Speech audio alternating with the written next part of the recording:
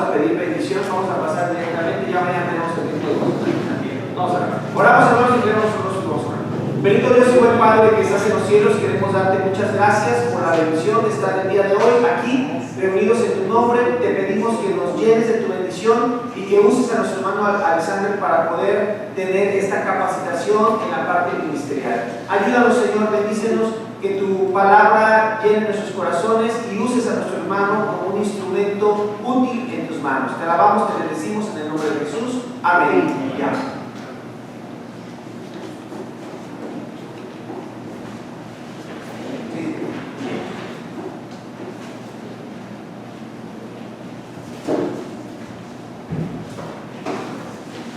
Muy bien, tengan muy buenas noches. En primer lugar, les agradezco muchísimo todo este tiempo de espera. La verdad es que le comentaba al pastor Fausto de que qué complejo es ahora viajar en las carreteras de nuestro México querido, ¿verdad? Por más que uno planifique viajar con tiempo, siempre uno encuentra uno u otro obstáculo, y hoy parece increíble, pero inclusive ahí en Córdoba quedamos retenidos media hora casi, porque simplemente el autobús llegó en el momento exacto en el que el tren comenzó a atravesarse, y ahí nos quedamos, perdón, dije Córdoba, quise decir Fortín, y ahí nos quedamos un ratote parados, más todos los problemas de carretera. Pero les agradezco un montón, les agradezco el que hayan hecho esta espera. Y vamos a tener, si Dios lo permite, 3 tiempos de capacitación. Este tiempo que vamos a invertir en este momento con la primera de las conferencias. Un segundo tiempo el día de mañana, al cual les invito a que puedan venir, es sobre el material que están recibiendo en este momento. Ese material es un material de autoliderazgo. Ya vamos a desarrollar esos temas entre hoy y mañana. Y el día de mañana vamos a hacer una tercera capacitación, un tercer tiempo de conferencia, ¿sí? Así que espero que sea de bendición. La verdad es que hemos estado hablando con el pastor desde abril acerca de esto. En abril yo estuve por acá en Boca del Río y quería ver que coincidiéramos en nuestros tiempos, pero justo ellos estaban de viaje por Bernal en Querétaro, pero hemos estado comunicándonos para poder hacer esto realidad. Como escucharon, mi posición dentro del Ministerio de Palabra de Vida es: soy el representante zonal, el misionero zonal acá en la zona de Veracruz, y ya tenemos 2 años junto con mi familia. Mi esposa también es misionera. Hemos estado viviendo ya por 2 años en Orizaba, Veracruz, y desde Orizaba poder contactar con iglesias en las cuales podamos colaborar con esto, precisamente, con el hecho de que Dios nos ha instruido a nosotros, y la idea de Palabra de Vida es llenar con recursos a la iglesia local para que la iglesia local haga lo que nuestro Señor nos ha mandado hacer, ¿verdad? Alcanzar a otros con el Evangelio de Jesús, discipular a personas, y que cada hombre y mujer esté capacitada para la obra del reino, como lo dice el libro de Efesios. Así que vamos a tratar de explotar o usar lo máximo posible estos 3 tiempos de capacitación, y si Dios lo permite también voy a estar con ustedes el día domingo. Por favor, vayan conmigo para comenzar. Como una introducción voy a colocar acá mi cronómetro para no tomarme más tiempo de debido, y vayan conmigo por favor al libro de Éxodo en el capítulo 17. Libro de Éxodo en el capítulo 17. Libro de Éxodo, ahí en el capítulo 17. Y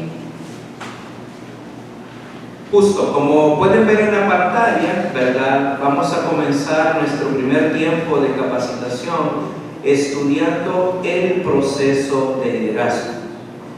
Pero antes de entrar en materia,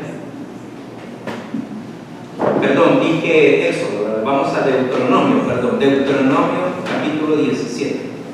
Deuteronomio capítulo 17. Y ahí, a partir del versículo número 14, nosotros vamos a poder ver que Dios, aunque estamos en aquel momento histórico en el cual el pueblo de Israel recién va a pasar a la tierra prometida, ustedes saben de esto, conocen esta parte de la Escritura, aún así Dios se va a anticipar a algo que Dios sabe que años después el pueblo va a solicitar. De hecho, aunque el pueblo solicita tener un rey, realmente eso ya está dentro del plan de Dios, porque en el plan de Dios el Señor va a levantar a un ungido, a un Mesías, como le decimos nosotros, transliterando ese término del hebreo antiguo, transliterándolo al español. Y el Mesías, como nosotros sabemos, va a ejercer dentro de sus oficios, va a ejercer también la posición de un rey. Así que el hecho de que Israel pidiera un rey no era necesariamente algo que estuviera mal. Lo malo fue que ellos querían un rey humano y no querían que el Señor lo gobernara. Eso lamentablemente es lo que fue un error. Así que aquí en Deuteronomio 17 nosotros vemos que en el plan de Dios está de que el pueblo iba a tener un rey, y este rey va a tener una posición entonces sobre el resto del pueblo. Observemos lo que dice la Escritura. Deuteronomio capítulo 17, versículo 14, dice, ¿me avisan cuando lo tengan? ¿Sí? Muy bien, entonces dice, cuando hayas entrado en la tierra que Jehová tu Dios te da, le decía Dios al pueblo de Israel de ese tiempo, y tomes posesión de ella y la habites y digas, pondré un rey sobre mí como todas las naciones que están a mis alrededores, ciertamente pondrás por rey sobre ti al que Jehová tu Dios escogiere. Y por ahí comienza la forma, ¿verdad? Deuteronomio capítulo 17. Es que eso, así es que vengo todavía un poco atarantado del viaje, mi hermano. Ya, primero dije Éxodo, ahora dije Deuteronomio, por lo que acabo de escuchar les dije 15, es Deuteronomio 17, ¿verdad? Versículo 14. Entonces tantas horas allá dentro del autobús. Y entonces dice la Escritura, ciertamente pondrás por rey sobre ti a aquel que Jehová tu Dios escogiere. De entre tus hermanos pondrás rey sobre ti. No podrás poner sobre ti a hombre extranjero que no sea tu hermano. Acabo de leer la primera porción. Y aquí podemos ver entonces nosotros de que Dios a esta función, a esta posición llamada rey, Dios le va a dar condiciones. No la va a dejar así al azar. Primero, la primera condición, la primaria, es que no iba a ser por votación del pueblo, ¿verdad? Sino que iba a ser escogido por Dios. Dios lo iba a comer. En segundo lugar, no podía venir de cualquier nación, tenía que ser de la nación de Israel. En este momento todavía no sabemos de qué tribu, de cuál de los 12 clanes, pero lo cierto es que de la nación de Israel tenía que ser. Pero luego vienen ya condiciones de carácter, y observemos lo que dice la Escritura. Deuteronomio capítulo 17, y ahora vamos a leer el versículo 16. Dice, pero él no aumentará para sí caballos, ni hará volver al pueblo a Egipto con el fin de aumentar caballos, porque Jehová os ha dicho, no volváis nunca por este camino. Versículo 17, ni tomará para sí muchas mujeres, para que su corazón no se desvíe, ni plata ni oro amontonará para sí en abundancia. Y ahora podemos ver de que los requisitos empiezan a ser requisitos de carácter para esta posición llamada rey, y son requisitos de carácter bien propios de esa época. Luego la Escritura viene y sigue diciendo, y cuando se siente sobre el trono de su reino, entonces, ¿qué tenía que hacer el rey en relación a la palabra de Dios? Ahí dice la Escritura, entonces escribirá para sí en un libro una copia de esta ley. En ese momento estamos hablando de la Torá, el Pentateuco nada más. Hasta ahí se había llegado. una copia de esta ley, del original que está al cuidado de los sacerdotes levitas, y lo tendrá consigo, y leerá en él, ¿cómo dice la Escritura? Todos los días de su vida, no dice algunos, dice todos los días de su vida, para que aprenda a temer a Jehová su Dios, para guardar todas las palabras de esta ley y estos estatutos, para ponerlos por obra. Versículo 20, para que no se eleve su corazón. Eso es orgullo, ¿verdad? Es decir, iba a ser el antídoto, iba a ser la protección contra el orgullo, porque acuérdense, iba a ser un rey, no era una posición cualquiera. Para que no se eleve su corazón sobre sus hermanos, ni se aparte del mandamiento, a diestra ni a siniestra, eso significa ni a la derecha ni a la izquierda, a fin de que prolongue sus días en su reino, él y sus hijos, en medio de Israel.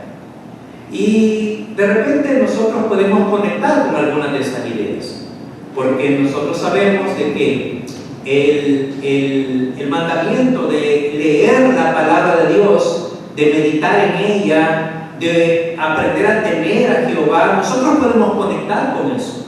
Nosotros podemos decir, bueno, nosotros somos hijos e hijas de Dios, estamos sirviendo al Señor en nuestro siglo XXI, y bueno, nosotros también estamos invitados y mandados por Dios a hacer exactamente lo mismo, a cultivar una relación con Dios, también con su palabra. Pero la verdad es que de repente nosotros nos podemos poner un poquito distantes y decir, y bueno, pero nosotros no vamos a ser reyes, ¿verdad? Yo sé que aquí algunos varones, quizás alguien les diga mi rey, ¿verdad? Pero sabemos que es un halago nada más. Y con seguridad, a todas aquellas que están casadas, con seguridad sus esposos les dirán que son sus reinas, y eso lo creo firmemente, ¿verdad? Pero no a la manera como la Escritura nos está mencionando. Pero la verdad es que esto es un engaño de nuestra mente. El pensar que la posición de señorear es solamente para un tipo específico de personas es un engaño para nuestra mente.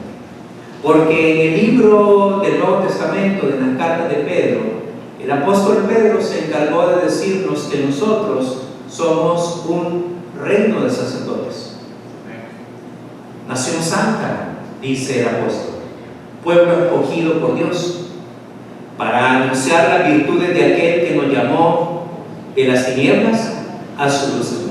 De hecho, hace muchísimos años, a principios casi de este siglo, hubo un cantautor que hizo una alabanza que tenía esta verdad de la Escritura. La alabanza se llama así, pues somos el pueblo de Dios. Y tenía una estrofa sacada directamente de la carta de Pedro. Así que para algunos de nosotros que ya venimos de ese tiempo, ¿verdad? Eso no le tocó a Benito, ¿verdad? Es una generación mucho más adelante. Pero había una canción así que se llamaba Somos el pueblo de Dios. El asunto es de que en la mente del Señor, usted y yo estamos puestos para presidir. Solo que Jesús se encargó, y eso lo vamos a ver a lo largo de hoy y también a lo largo del día de mañana si el Señor nos regala vida. Solo que Jesús sí se encargó de decirnos de una manera muy clara a sus discípulos en el tiempo del primer siglo y a nosotros hoy en día, de que nosotros no señoreamos a la manera en como lo hace la gente que no conoce de Dios. Porque nosotros entendemos que señoreamos a través del servicio, señoreamos a través de la entrega, pero en última instancia señoreamos.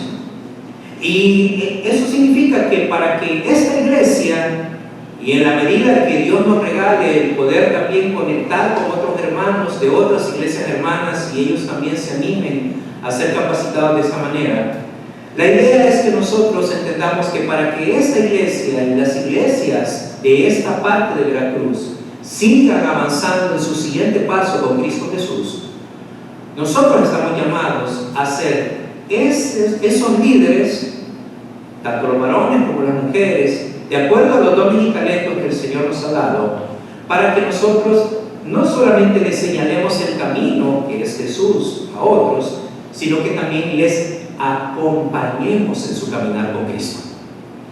La verdad es que es fácil Es fácil decirle a la gente, mira, ahí está una iglesia en donde puedes congregarte y donde puedes aprender de Biblia. Y gracias damos al Señor que hay iglesias así. Pero la verdad es que esa es una forma cómoda de hacer. Pero Jesús no nos invitó a hacer eso. Jesús nos invitó a hacernos responsables. Por eso Él dijo, ir y hacer discípulos. Nos hizo responsables. Nos hizo responsables. Claro, el apóstol Pedro, más adelante, iba a enseñar de que cada uno ministra a otros de acuerdo a la gracia que hemos recibido a través de los dones del Espíritu Santo. Pero somos responsables. Quizás no responsables en la misma medida todos, pero responsables. Así que es importantísimo entonces nosotros ver y estudiar cómo es esto del proceso de liderazgo. El proceso de liderazgo es una conferencia dentro de un grupo de conferencias que en Palabra de Vida le hemos llamado de pescador a pastor. Y la mayoría de nosotros decimos, oye, pero yo no soy pastor ni voy a ser pastora, ¿verdad? No te equivoques, querido y querida, no te equivoques. Lo que tú y yo definimos como pastor y pastora en el siglo XXI probablemente esté muy lejos de lo que la Biblia enseña. Muy lejos de lo que la Biblia enseña. Porque generalmente cuando tú piensas en el nombre o en el sustantivo pastor, tú piensas en una posición en una iglesia. Pero la Escritura realmente lo que denomina pastor es una persona que aprende a cuidar la vida de otros, que aprende a acompañar la vida de otros. Así que si tú estás acá y eres papá como soy yo, eres mamá como es mi esposa todavía, y tus hijos todavía están en casa, déjame decirte de que nosotros tenemos la responsabilidad de pastorear y conducir el corazón de nuestros hijos. Y si tú estás en una iglesia local y en una iglesia local eres parte de un ministerio, déjame decirte que tus compañeros y compañeras de ministerio cuentan contigo, con tus dones y talentos para que tú no solamente vengas a la iglesia a hacer la chamba, sino que se creen relaciones significativas entre ustedes en las cuales se pueda hacer lo que dice el libro de Efesios. Ve conmigo, ahora abandonamos entonces Deuteronomio por un momento y vamos a ir al libro de los Efesios, no para hacer el estudio allí, sino solamente para recordarte cuál es el plan de Dios para tu vida y para la mía. Y en Efesios capítulo 4, la Escritura dice así. Efesios capítulo 4, a partir del versículo 11. Y cuando llegues ahí, solo lo vamos a leer y entonces observar lo que dice la Biblia. Y Él mismo constituyó a unos apóstoles, y ellos fueron los primeros, aquellos que el Señor llamó, a otros profetas, a otros evangelistas, a otros pastores y maestros. Y aquí está el objetivo. A fin, dice, de perfeccionar. ¿A quiénes? A los santos, para la obra del ministerio, para la edificación del cuerpo de Cristo. Y eso déjame decirte que no solo es la labor del pastor que preside esta iglesia y de su cuerpo de ancianos, si es que ese es el nombre que tiene, o su cuerpo de diáconos, si ese es el nombre de la posición que tiene. Esa es la responsabilidad tuya y mía por el hecho de ser hijos e hijas de Dios y tener dones y talentos que deben ser colocados para el servicio mutuo. Debemos de ayudarnos todos a crecer espiritualmente. Entonces, bajo esa óptica y bajo la óptica que el Señor nos ha puesto para señorear a su manera, recuerda eso, ¿verdad? A su manera, pero a señorear, entonces nosotros vamos a ver qué implica el proceso de liderazgo. Lo primero que vas a ver ahí en la pantalla es una cita del libro de Juan, capítulo 1, versículo 42. Y la cita dice así, hablando de la experiencia de Pedro: y le trajo a Jesús, y mirándole Jesús dijo: tú eres Simón, hijo de Jonás, tú serás llamado Cefas, que quiere decir roca, Pedro. Y este versículo nos muestra que Jesús no improvisa en el plan de crecimiento que tiene para cada uno de sus hijos. Eso que estás viendo en pantalla fue el primer encuentro que tuvo Jesús con Pedro. Ni siquiera ha sucedido allí todavía aquella historia que nosotros conocemos de la pesca milagrosa. No sé si te acuerdas, hay una historia en el libro de Lucas en el cual Jesús le pide a Pedro, porque están ahí cerca de ellos, que le deje usar la barca. En ese momento Pedro todavía está dedicado a su oficio de pescador. Y entonces Jesús ahí está predicando, está dando un discurso desde la barca, y llega un momento en que le dice a Pedro de que meta la barca de nuevo hacia adentro del lago, y Pedro le dice que ya estuvieron ahí toda la noche y no pescaron nada, pero que bueno, en su nombre, ya que él lo está diciendo, él le va a hacer caso. Claro, ya Pedro ya escuchó toda la predicación de Jesús, pues. Pedro ya ha tenido unos contactos previos con Jesús. Este que tenemos en pantalla fue el primero. Ahí es donde Andrés, el hermano de Pedro, le presentó a Jesús. Y a partir de ahí tuvieron algunos contactos. Y la historia de Lucas nos cuenta de que ahí sucedió la pesca milagrosa. Ahí Jesús hizo que pescaran un montón de peces. Y Pedro, uniendo semejante milagro a la predicación de Jesús, dijo aquellas palabras, ¿verdad? Apártate de mí, porque soy hombre pecador. Ahí es donde Pedro entiende quién es él, Pedro, y quién es Jesús, ¿verdad? Y Jesús le dice, calma, yo te haré pescador de hombres.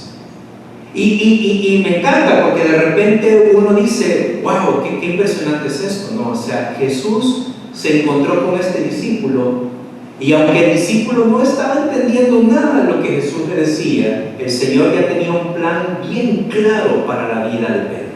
Un plan que contemplaba, escucha por favor, un proceso que contemplaba los aciertos de Pedro, como aquella frase, ¿te acuerdas? Eso está en Juan capítulo 6. Cuando Jesús se da la vuelta y les dice a sus discípulos, ¿ustedes también quieren irse? Porque ya había una multitud que había dicho, dura esta palabra, ¿quién puede soportarla? Y dice la Escritura en el libro de Juan que muchos de sus discípulos entonces decidieron alejarse de él. Entonces Jesús se da la vuelta a aquellos que él había escogido y les pregunta, ¿ustedes también quieren irse? Y Pedro dice, ¿a quién iremos? Solo tú tienes palabra de vida eterna. Así que en este proceso Jesús ya tiene contemplado los aciertos de Pedro, pero también tiene contemplado sus fracasos. También tiene contemplado aquellos momentos en los cuales Pedro, por ejemplo, le dijo al Señor Jesús, Señor, jamás me acontezca semejante cosa. Y Jesús le dijo de una forma dura, ¿verdad? Apártate de mí, Satanás, porque no estás poniendo la mirada en las cosas de Dios, sino en las de los hombres. ¡Wow! ¡Qué tremendo! ¿No? O sea, yo no me imagino lo que Pedro ha de haber sentido cuando su maestro, su amado maestro, le dijo estas cosas. Así que déjame decirte que para ti y para mí el método es igual. El Señor tiene contemplado en este proceso de liderazgo todas estas etapas. No siempre le vamos a acertar a todo, pero tampoco no siempre le vamos a fallar a todo. Durante estos días voy a hablar mucho acerca de nuestras familias. Voy a hablar mucho de nuestros roles como esposos y esposas. Voy a hablar mucho sobre nuestros roles como hermanos y hermanas en la fe. Y eso significa de que tú vas a poder conectar conmigo, porque creo que como papá o mamá, creo que estarás de acuerdo conmigo en que no le has acertado al blanco siempre. Si eres como yo, creo que aceptarás que la has regado con tus hijos más de lo que has querido. Y si tú estás sentado acá, sentada, y nunca le has pedido perdón a tus hijos por alguno de tus errores, creo que uno de los primeros frutos que vamos a tener de estos días de conferencia va a ser que creo que de una manera sincera vas a poder ir donde tus hijos a decirles, ¿sabes qué? He entendido que en medio de todo no he sido la persona que pienso que soy. Y vas a salir de este lugar con esa humildad que se requiere para las personas que lideran, para las personas que presiden en la obra del Señor. Pero también vas a salir animado y animada, entendiendo de que a pesar de aquellas cosas que no hemos hecho bien, el Señor nos tiene a todos en un proceso que tiene un objetivo claro, y ese objetivo claro se va a cumplir, como fue aquí en el caso de Pedro. El Señor le dijo, tú eres Jonás, tú eres Simón, hijo de Jonás, y serás llamado Cefas.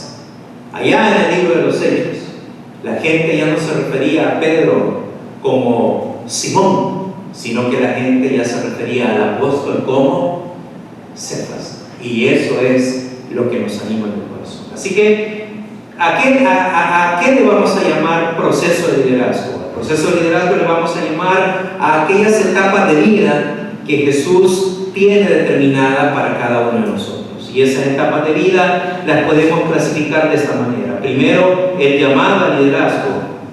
Segundo, la instrucción en el liderazgo. Tercero, las crisis en el liderazgo. Y también la restauración en el liderazgo. Cada uno de nosotros está en alguna de esas etapas.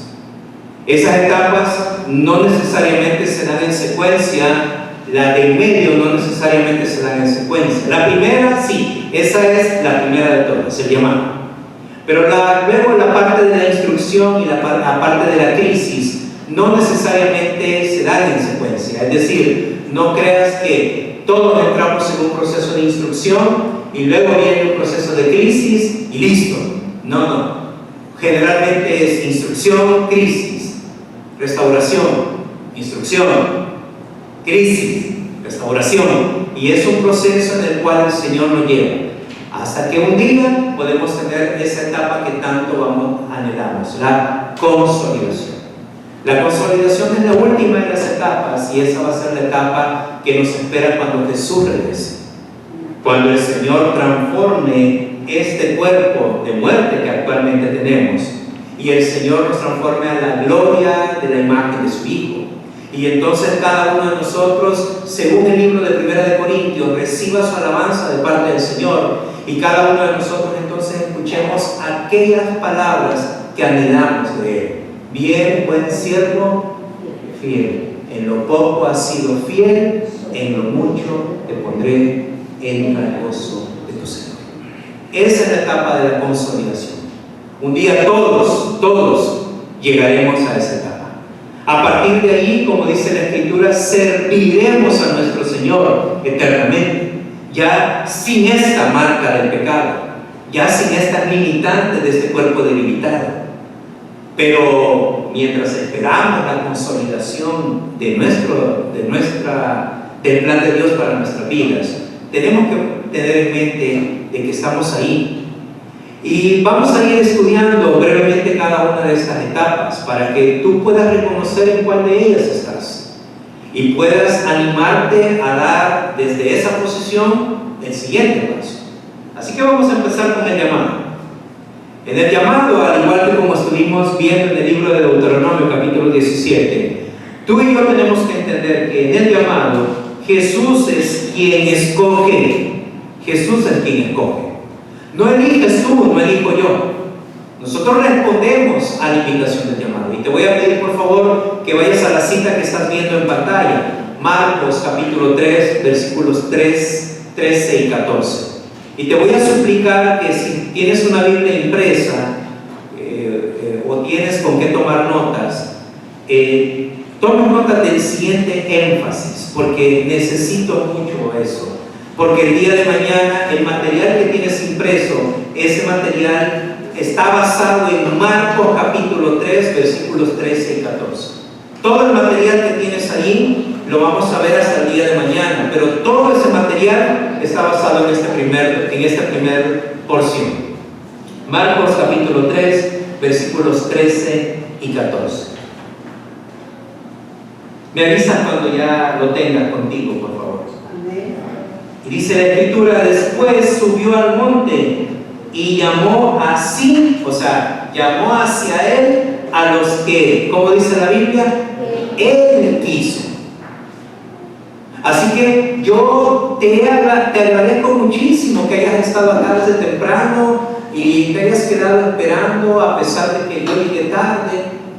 Pero estoy más alegre porque esto es una muestra de que tú estás acá porque Jesús quiere que estés aquí. No solamente es tu anhelo, es que se cumple lo que la Escritura dice. Él coloca en ti el querer como el hacer por su buena voluntad.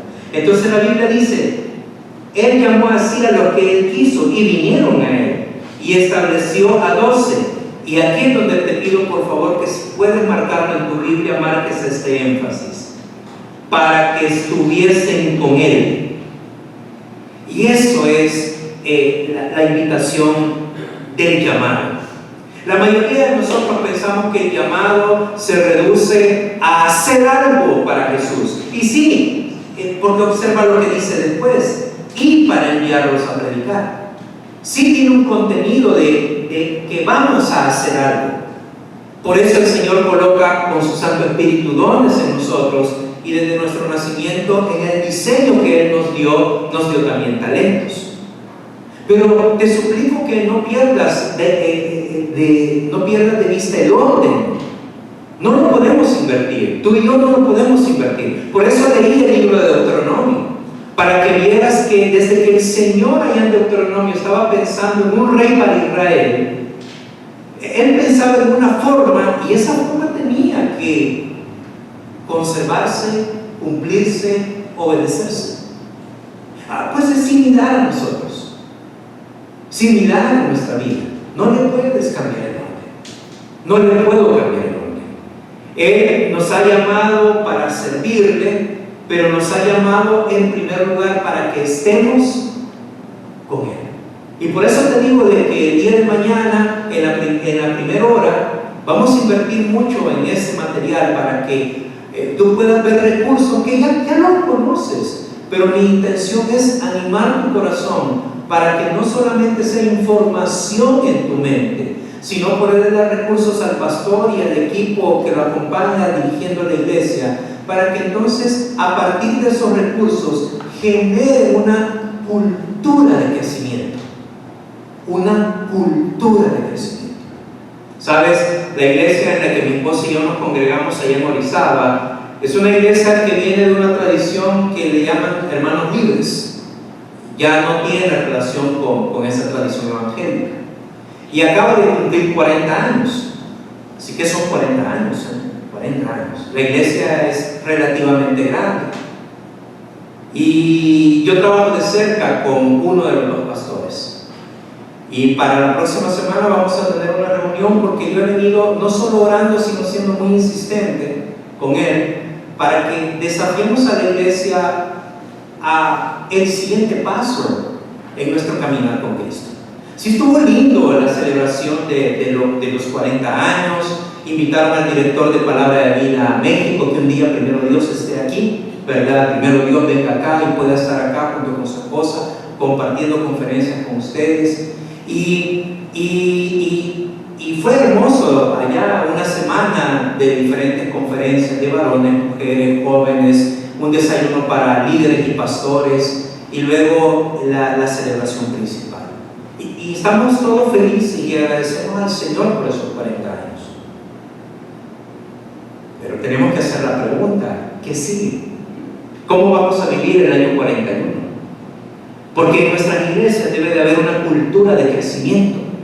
Cuando nosotros no tenemos una visión clara de que debemos estar con Jesús en primer lugar, la mayoría de nosotros entonces se ocupa tanto en hacer, y el carácter empieza a enflaquecer. Y luego las iglesias se dividen, menguan, dejan de crecer, deja de haber niños, deja de haber jóvenes. Y es por eso. Porque en una etapa la iglesia estuvo pujante y se ocupó más en hacer y descuidó el ser. Y ese es el orden que Jesús ha establecido. Así que en el llamado lo primero que entendemos es que Jesús escogió, pero también en el llamado entendemos esto, que Jesús los escogió para transformarlos en siervos. Y estamos en el libro de Marcos y retrocede hacia el libro de Mateo, y mira lo que dice la Biblia en Mateo capítulo 4 versículo 19. Mateo capítulo 4 versículo 19. Mateo capítulo 4 versículo 19. Así que el Señor Jesús los escoge para que estuvieran con Él, pero también Jesús los escoge para realizar en ellos un proceso de transformación.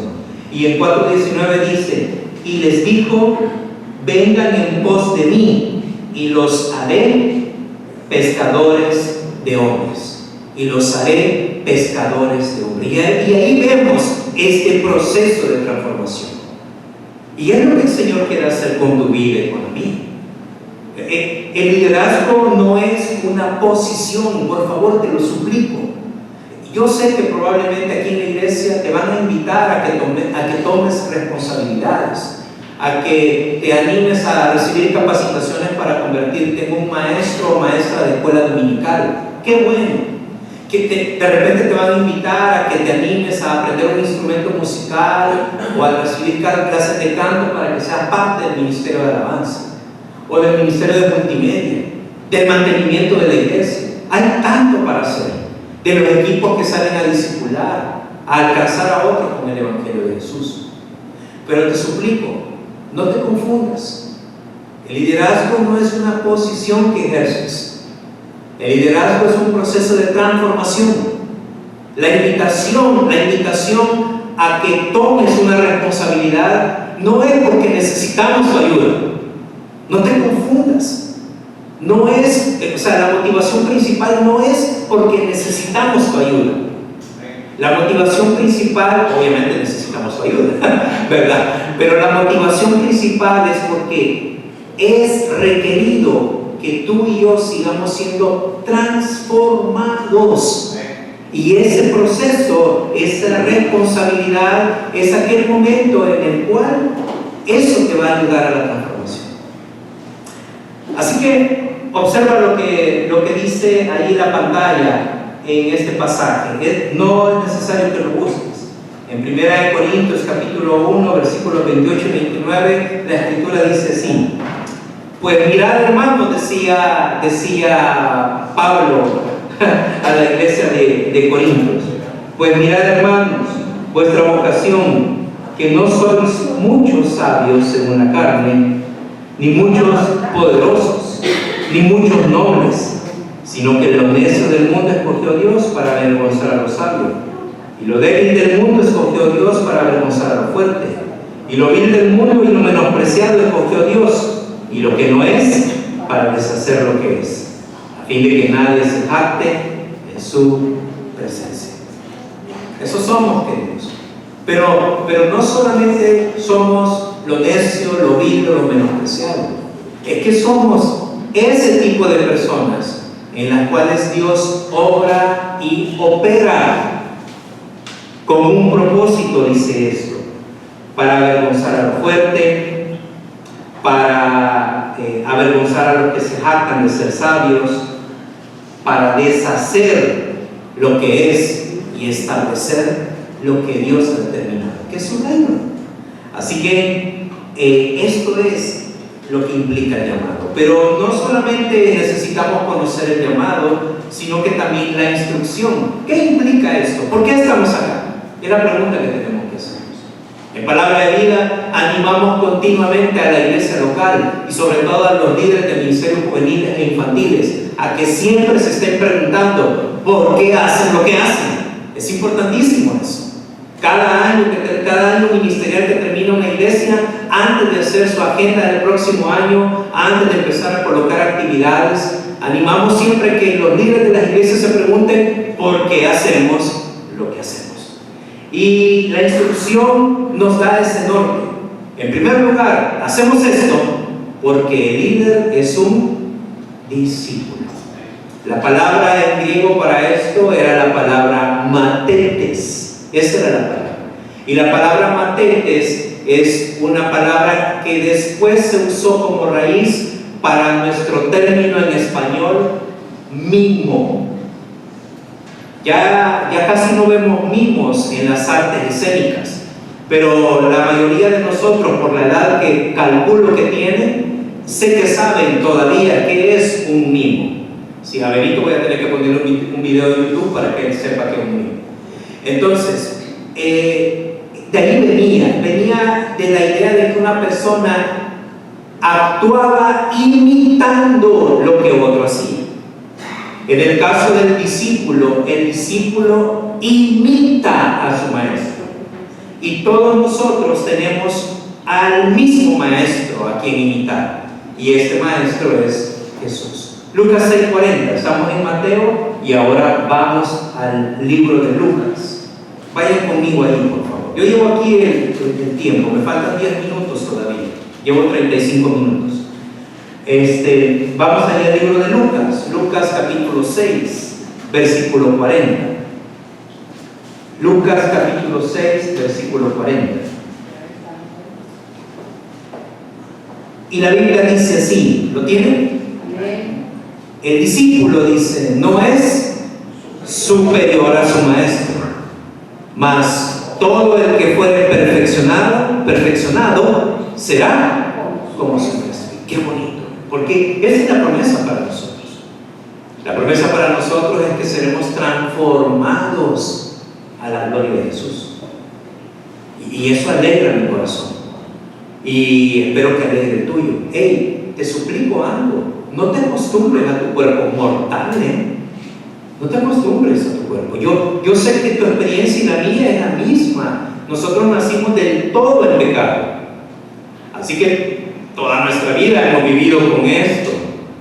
Toda nuestra vida hemos vivido con esta mente que quiere hacer la obra del Señor, pero también quiere satisfacer sus propios anhelos, y muchos de esos anhelos son egoístas, están manchados de cosas que a Dios no le agradan.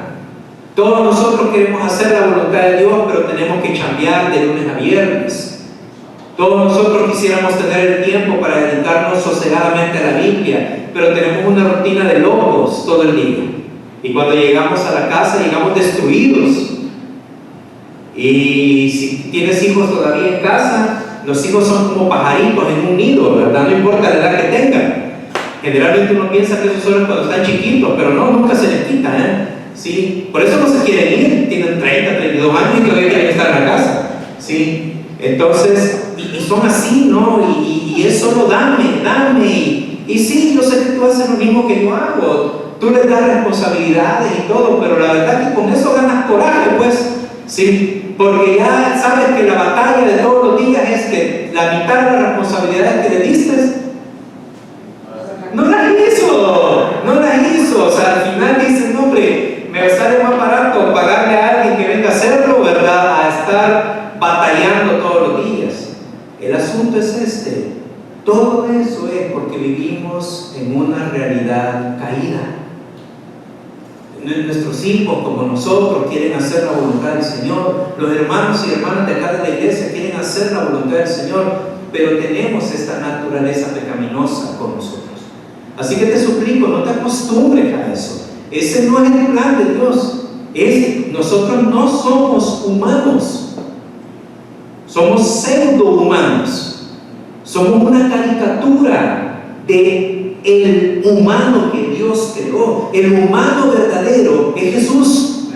Él es 100% humano, 100% Dios. Él es el humano verdadero. Él es el plan. Hacia allí te lleva Dios, hacia allí me lleva Dios a mí. Un día vamos a poder saber qué es esto y decir, esto era ser un humano. Ya no batallar, ya no tener dos naturalezas habitando en nosotros. Qué hermoso va a ser ese tiempo. Así que eso es lo que Jesús quiere. Por eso que Jesús dice que el discípulo busca ser como su maestro. Por eso estamos aquí. Esa es la razón por la que estamos aquí. Porque estamos en un proceso continuo de aprendizaje. Pero el líder no solamente es un discípulo, sino que el líder es dependiente del Señor. Y estamos ahí en Lucas, así que te pido que vayas al capítulo 11, un poquito más adelante, y observa lo que dice el Señor en Lucas capítulo 11, versículo 1. Y mañana vamos a hablar de la dependencia, vamos a hablar de dependencia a través de la oración y a través del ayuno, ¿sí? Y en Lucas capítulo 11 dice, aconteció que estaba Jesús, ¿cómo dice? Orando en un lugar. Y cuando terminó, uno de sus discípulos, que era un matetes, le dijo, Señor, ¿qué le pidió? Enséñanos a orar. ¿Sabes cómo hubiéramos llegado nosotros? Hubiéramos llegado así. Voy a sacar ahí un papelito de mi billetera. Y entonces nosotros hubiéramos llegado así con Jesús. Al verlo orar, hubiéramos llegado: Señor, aquí está mi lista de oración, ¿puedes orar por mí? Eso no es un líder. Eso no es un líder. Este discípulo actuó como un líder, como un discípulo, como un matetes, y le dijo: Señor, le dijo, enséñanos a orar, como también Juan el Bautista, enseñó a sus discípulos. Es un proceso continuo de aprendizaje, pero de aprendizaje para aprender a depender del Señor. Mira lo que dice el libro de Juan, capítulo 6, versículo 68. Ahí estamos en Lucas. Avanza un poquito, por favor, a Juan, capítulo 6, versículo 68. Juan, capítulo 6, versículo 68. Y mira lo que la Biblia dice. Juan capítulo 6, ese capítulo de Juan es bien largo. Juan capítulo 6, versículo 68. El Señor les acaba de preguntar: ¿quieren acaso irse ustedes también? Y le respondió Simón Pedro: Señor, ¿a quién iremos? Tú tienes palabras de vida eterna, y nosotros hemos creído y conocimos que tú eres el Mesías, el ungido, el Cristo, el Hijo del Dios viviente. Dependencia total. ¿A quién vamos a ir, pues? ¿A quién vamos a ir? La mayoría de nosotros ya venimos de haber vivido queriendo existir bajo los parámetros del mundo caído, del mundo sin Dios. Nosotros, al igual que Pedro, sabemos que el único que es palabra de vida eterna es nuestro Señor Jesús. Así que eso hace un discípulo. Mira lo que dice Mateo capítulo 4, versículo 19. Mateo capítulo 4, versículo 19. Hace un momento estábamos aquí. Y dice: venid en pos de mí y los haré pescadores de hombres. No es en el proceso de instrucción, no es: a ver, muchachos, les voy a dar un curso y van a tomar estas materias y entonces van a poder ser pescadores de hombres, eficaces, exitosos. No es así. Jesús dijo: vengan, literalmente le dijo: vengan y síganme. En el momento que tú y yo nos desviamos, ya no podemos pescar nada. Por eso el autor de los Hebreos luego va a decir: puesto los ojos en Jesús, el consumador y autor de la fe. El principio se mantiene a lo largo del Nuevo Testamento, a lo largo del Nuevo Testamento. Así que de esa manera funciona la instrucción. La instrucción no funciona volviéndonos nosotros autodidactas. No estoy hablando de que no estudias libros tú solos. Estoy hablando en el sentido de que nosotros nos enseñamos a nosotros mismos. No funciona así. Aprendemos del maestro. Pero también la instrucción no funciona convirtiéndote en un profesional de la obra del Señor, de tal manera que después tu experiencia y mi experiencia son la clave de los frutos que damos. No, Jesús dijo bien claro: separados de mí, nada podemos hacer. Nada.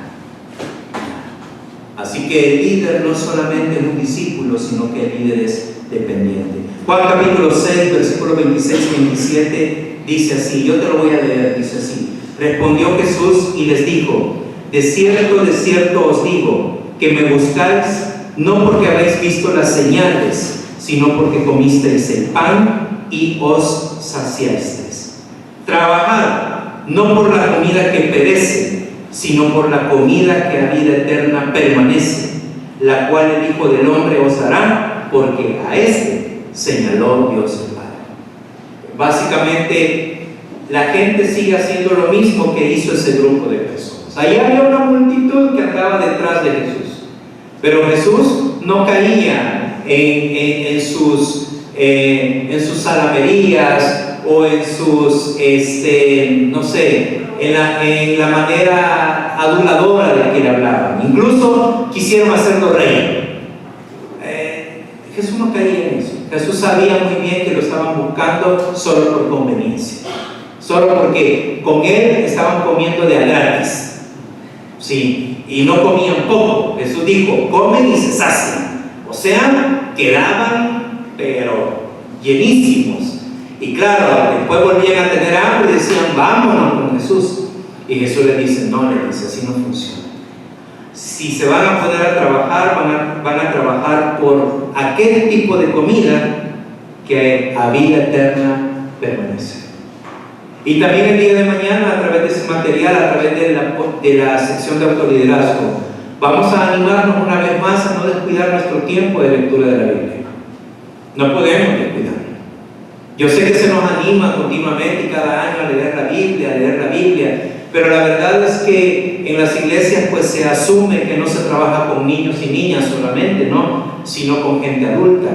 Y entonces, partiendo de ahí, pues no se hace un seguimiento, no se nos pregunta: ¿y qué onda? ¿Cómo vas con tu lectura bíblica? Pero la verdad es que necesitamos eso. Necesitamos rendir cuentas.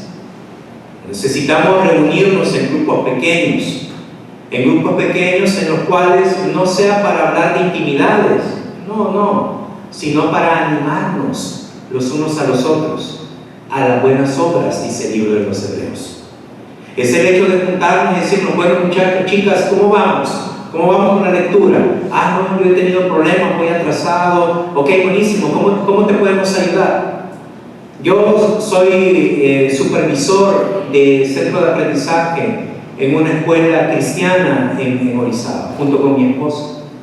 Ella de una sección de niños de 11 años y yo de una sección de la edad de Benito. Y este año, mi responsabilidad es la guía espiritual de la escuela. Y este año diseñamos un club de lectura para los más grandes. Y dividimos todo ese grupo de los adolescentes, lo dividimos en 4 grupos. Y los 4 grupos estamos trabajando todos los miércoles, todos los jueves, en un club de lectura de la Biblia.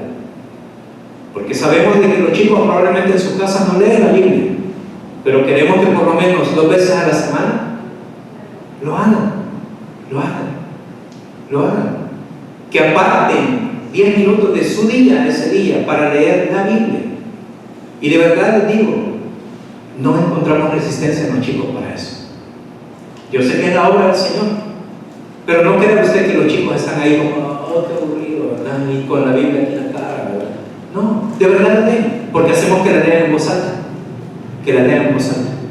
De verdad la leen. Claro, mi anhelo y mi oración es que la Biblia cautive su corazón y que un día esa necesidad puesta se traslade a sus casas. Si eso se puede hacer en una escuela en la que partimos del hecho de que la gente no cree en Jesús, ¿cuánto más no en una iglesia? Yo no creo que haya un creyente que le moleste que vengan y le pregunten: a ver, hermano, a ver, hermana, ¿cómo va la lectura de su Biblia? No creo, me costaría mucho pensar, me costaría: que ya me están presionando, me dio ansiedad, me voy a esa iglesia. No creo sinceramente. No creo sinceramente. Me preocuparía mucho si esa fuera la actitud de una persona. Me doy a entender. Así que eso es lo que Jesús nos anima a hacer. El tiempo ha terminado. El día de mañana, si Dios lo permite, vamos a ver la parte de la crisis y la parte de la restauración. La crisis. La crisis en la que parece que somos expertos, ¿verdad? Ya, parece que solo vivimos en crisis. Pero queridos, les animo a que antes de pensar en mañana y hablar de crisis, pensemos: ¿estás en la etapa del llamado? Y cuando decimos llamado, ya creo que ya entendiste, ¿verdad? Que no es llamado a una posición. Estás en la etapa del llamado en la cual el Señor Jesús está siendo muy claro contigo de que lo que quiere es estar contigo, que tú estés con Él. Y ya pudiste entender de que este es un negocio de ganar, porque Él te va a transformar tu carácter y la gloria se la va a llevar Él a través de tu persona. ¿Has comprendido de que el proceso de instrucción implica ser un discípulo eternamente? Sí, sé que tienes conocimiento bíblico, amén por eso. Esa es obra del Señor. Sé que también quizás tienes experiencia ministerial, amén también por eso. Oye, pero sigues siendo un discípulo, porque todavía no estás ni estoy a la estatura de Jesús. Así que hay todavía un trecho por avanzar. Y recuerda, esto implica también entonces que somos dependientes de Él. Somos dependientes de Él. No tienes por qué preocuparte de ser vulnerable. No tienes por qué decir, es que yo eso no sé hacerlo. Qué bueno que lo reconoces, porque entonces el Señor se va a glorificar.